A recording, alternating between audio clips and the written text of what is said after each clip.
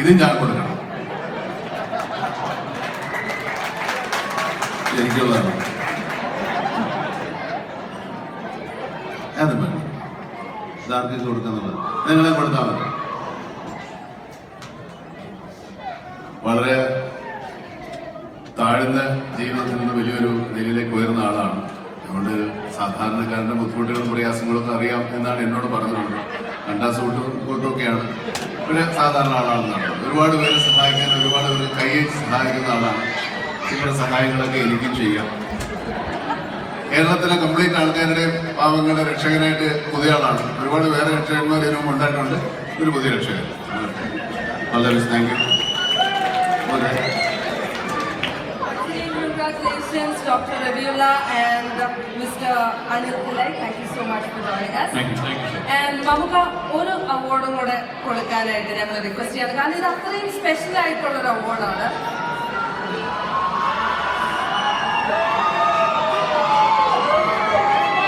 നമുക്ക് ഒരു 5 മിനിറ്റ് കൂടുതൽ സ്റ്റേജിൽ പറഞ്ഞപ്പോ UK മലയാളികളുടെ ഒരു സന്തോഷമാണ് കേട്ടത്. ഒരിക്കൽ കൂടെ നല്ലൊരു കൈഡി നമ്മുടെ നാട്ടിൽ പറഞ്ഞു കഴിഞ്ഞാൽ ഇതൊന്നും ആയിരിക്കില്ല. ഇവിടെ നല്ല ആവേശത്തിലാണ്.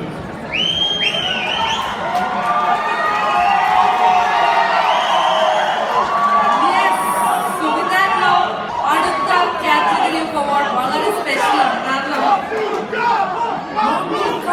കേൾക്കുന്നത് outstanding performer of the year.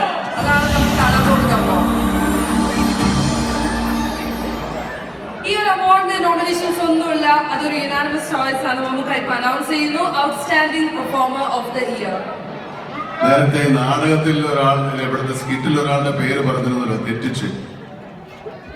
Outstanding performer of the year ആ നാടകത്തിൽ കോമഡി ആയിട്ട് പറഞ്ഞ ആളെ ശരിയായ പേര് മനോജ് കെ ജയൻ. 25 വയസ്സാണ് മലയാള സിനിമയുടെ അഭിമാനമായ ഈ നടന്റെ അഭിനയ ജീവിതത്തിൽ. ബാക്കിയൊക്കെ ഒരു പുഹയായിരുന്നു.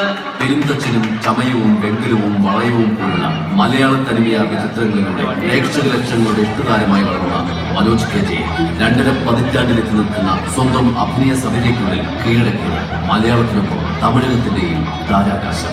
ഈ ടെൻഷനിൽ ഞാൻ കൂടി ചെന്ന അവനെ ചിലപ്പോൾ തട്ടിക്കളഞ്ഞു. സഹജത്തിലെ കുട്ടിത്തമ്പുരാനും സീനിയേഴ്സിലെ ഋഷിപ് മുതൽ അനന്തപുരത്തിലെ നിലനിൽക്കുന്നൊക്കെ പരകായ പ്രവേശനങ്ങളുടെ പാഠപുസ്തകങ്ങളായി പുതുതലമുറ താരങ്ങൾക്ക് മുന്നിലുണ്ട് എക്കാലം.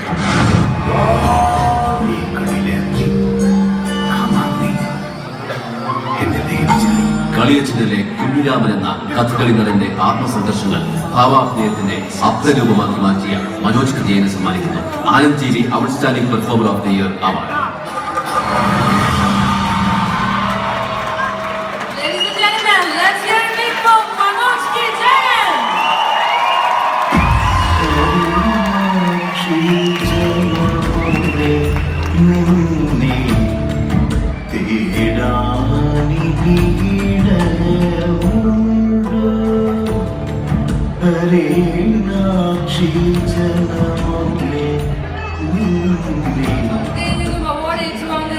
Shri Manoj K Jayan outstanding performer of the year. നല്ലൊരു കൈഡി. Come on.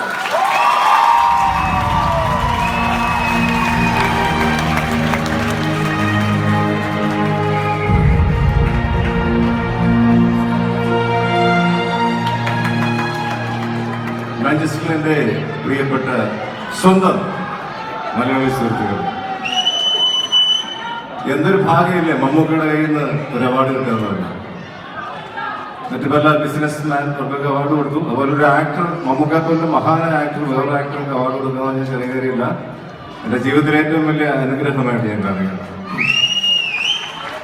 ഇവിടെ നിന്ന് നോക്കുമ്പോൾ ഒരു മിനി ഓസ്കാറിന്റെ ഒരു മൂടുണ്ട് കേട്ടോ, ഈ ഫീലുണ്ട് ഈ ഓഡിറ്റോറിയത്തിൽ. കൊഡാക് തിയേറ്ററിൽ നിൽക്കുന്ന ഒരു ഫീൽ അല്ലേ? സെക്യൂരിറ്റീസ് സായിപ്പാര്, ക്യാമറ പിടിച്ചിരിക്കുന്ന ഒരു സായിപ്പാര്, മൊത്തത്തിൽ ഓസ്കാർ ഫീൽ. ഒരു ചുളുവിന്റെ ഓസ്കാർ അല്ല. മനോജ് ഒരു അവാർഡ് കിട്ടി. താങ്കളൊരു ഗായകനും കൂടിയാണ്. ആൾക്കാർ വിളിച്ചു പറഞ്ഞു തുടങ്ങി.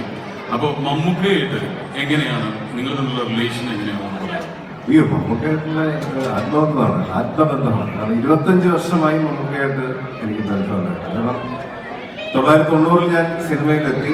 91 തന്നെ ദേശീയ തലത്തിൽ ശ്രദ്ധിക്കപ്പെട്ട മണിരത്നത്തിന്റെ തലപതിയിൽ അദ്ദേഹത്തിന്റെ കൂടെ എനിക്ക് അഭിനയിക്കാൻ പറ്റി. സൂപ്പർ സ്റ്റാറിനോട് നമ്മുടെ കബാലിയുടെ കൂടെ അഭിനയിക്കാൻ പറ്റി.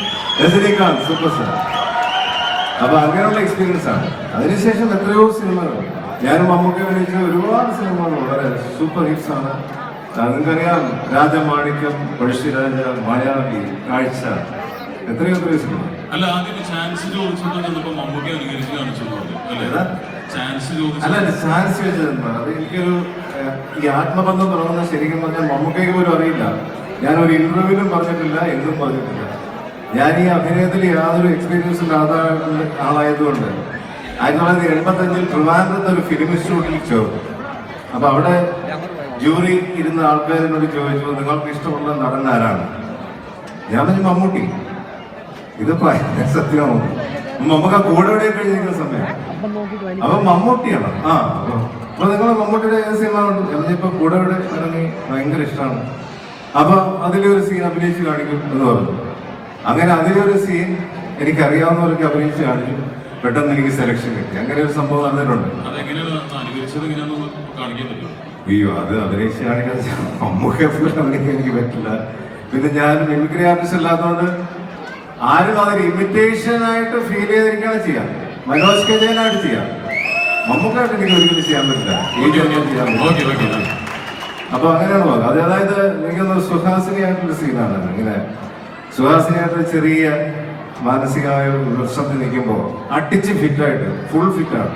ഫിറ്റായിട്ട് ജീപ്പ് ഓടിച്ച് ഇങ്ങനെ ഒന്ന് നിർത്തിയിട്ട് വീട്ടിലേക്ക് കയറുക. രാത്രിയാണ്. സുഹാസിനി ഭയങ്കര തകർന്ന് നിൽക്കുകയാണ്. അപ്പൊ എങ്ങനെ കയറി വരും. അപ്പൊ അവിടെ ഒരു സെക്യൂരിറ്റി ഒരാൾ നിൽക്കുന്നുണ്ട്. അയാൾ പറയും, അയാൾ ഒന്ന് പിടിക്കും. മാറിക്കണ, എനിക്ക് എന്റെ പെണ്ണിനോട് സംസാരിക്കണം. അത് നീയൊന്നും കേൾക്കാൻ പാടില്ല. എനിക്ക് എന്റെ പെണ്ണിനോടാണ് പറയാനുള്ളത്. എന്നവിടെ വേറെ സ്ഥിതി നിൽക്കേണ്ടവർ ഇവളാരാ? വരുമ്പോ എല്ലാവരും കയറുമ്പോ സുഹാസിനി, നിങ്ങൾ സുഹാസിനി നിൽക്കും. എന്നെ കണ്ടിട്ട് സുഹാസിനിയുടെ ഇന്ന് നിൽക്കും സുഹാസിനി. ഇത്രയും താടി വീശി വെച്ച് വന്നിട്ട് വന്നോ? താടി വെച്ച സുഹാസിനി. ഓക്കെ, ആളൊരു വലിയ ആളാണ്. ഞാനേ കാഞ്ഞിരപ്പള്ളിക്കാരൻ ക്രിസ്ത്യാനി. കാഞ്ഞിരപ്പള്ളിക്കാരൻ ക്രിസ്ത്യാനി എന്ന് പറഞ്ഞാ നിനക്കറിയോ? കാഞ്ഞിരപ്പള്ളിക്കാരൻ ക്രിസ്ത്യാനിക്ക് അവനവന്റെ പെമ്പിളെ നൽകിയിരുത്താൻ അറിയാം. അതാ കാഞ്ഞിരപ്പള്ളിക്കാരൻ ക്രിസ്ത്യാനി എന്ന് പറയുന്നത്. കാഞ്ഞിരപ്പള്ളി ക്രിസ്ത്യാനികളുണ്ടോ? നിന്റെ ഇഷ്ടത്തിന് സംസാരിക്കണം എന്ന് വെച്ചാലേ അതിവിടെ നടക്കില്ല. അത് നടക്കില്ല. എന്റെ ഇഷ്ടത്തിന് ഞാൻ സംസാരിച്ചു, അത് കേക്കല നിന്റെ ജോലി. ഇത്രയും പറഞ്ഞ് പെർഫോം ചെയ്ത് എനിക്ക് പെട്ടെന്ന് ഇത് കിട്ടി. ഇത് മമ്മൂക്ക ഞാൻ ഇമിറ്റേറ്റ് ചെയ്തതല്ല, വീണ്ടും പറയാണ്. ഇത് ഞാൻ എന്റെ ശൈലിയോട് ചെയ്തുകൊണ്ടായിരിക്കും എനിക്ക് പെട്ടെന്ന് സെലക്ഷൻ കിട്ടിയത്.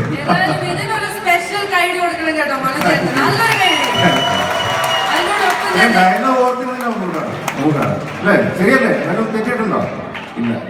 അതിനോടൊപ്പം തന്നെ ഇത്രയും നല്ലൊരു പെർഫോമൻസ് നമുക്ക് വേണ്ടി തന്നതിന് വേറൊരു അവാർഡും കൂടെ കൊടുക്കാൻ പോവുകയാണ്. That is A cash award. അത് നൽകുന്നതിന് വേണ്ടി ബ്രിസ്റ്റോൾ ലബോറട്ടറീസിൽ നിന്നും മിസ്റ്റർ ആൻഡ് മിസസ് രാമചന്ദ്രനെ ഏറ്റവും സ്നേഹപൂർവ്വം വേദിയിലേക്ക് സ്വാഗതം ചെയ്യുന്നു.